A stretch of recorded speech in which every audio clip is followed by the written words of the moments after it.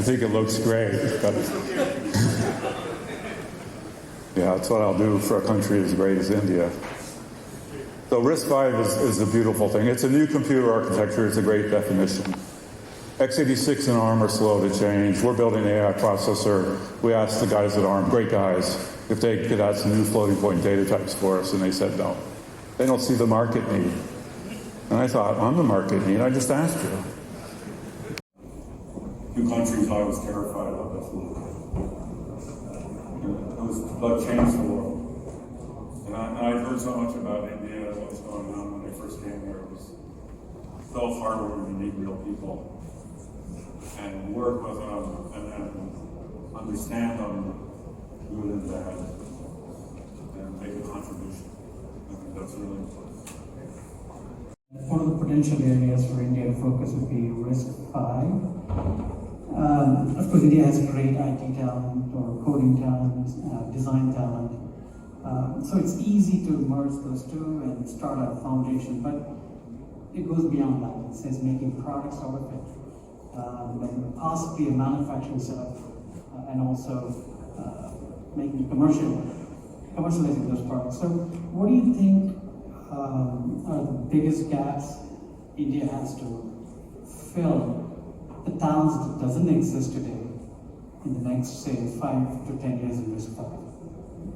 Yes, so the question is, are there gaps in the technology to build like the next generation CPU ecosystem? And I actually think there's not very many gaps. It's really the determination you do it, right? You say, this is a technology where people here can innovate and do new things, right? And then what happens with that kind of platform, it finds its way into all kinds of new products. And then those new products go impact the next generation. And it goes from server room to mobile right now is kind of locked up with a small number of players. If you want to do a new open mobile platform, you have to go build it on new technology. And then the other thing, and this is secret, but I'll tell you guys, because I heard there's 5,000 people online, but AI is going to start to write code. That code is going to be much more complicated than the current code people write.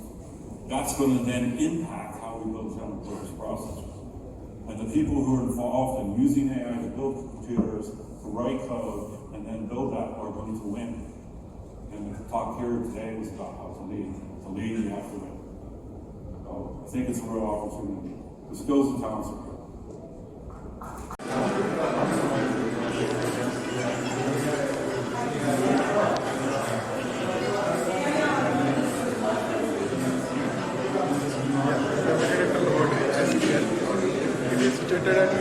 Chandigarh.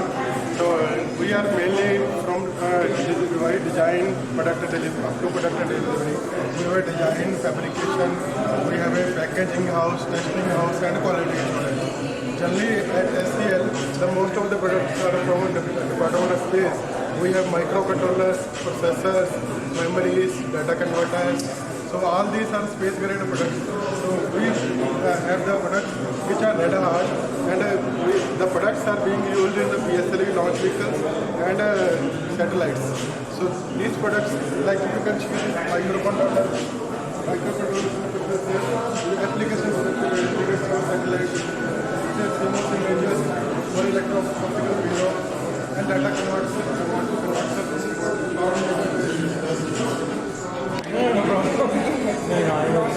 The Travio 2 is the latest generation of automotive microcontrollers.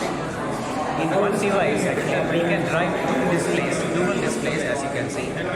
One for the instrument cluster, the other one is overhead display, HUD, heads-up display.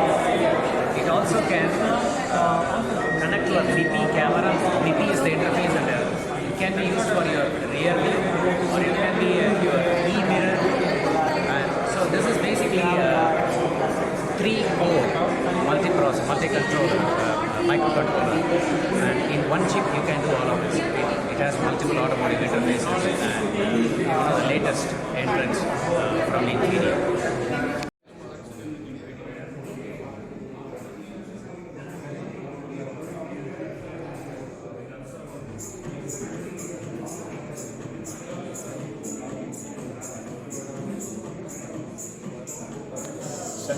laboratory is one of the fab CMOS in the CMOS, which is situated in Mohali, which is working on 180 nanometer CMOS platform.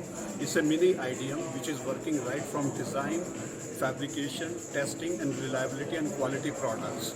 All the products at 180 nanometer CMOS line are flown, are space qualified and radiation hardened. The few IP blocks are being developed for the strategic application. The same fab can be utilized for other commercial applications also. Parallelly, we do have a 6-inch line which is presently working for the MEMS application, micro electromechanical systems. This is particularly for the sensor device development at SCM. Apart from that, this being upgraded for the semiconductor manufacturing in the compound semiconductor range for the detector application. Thank you.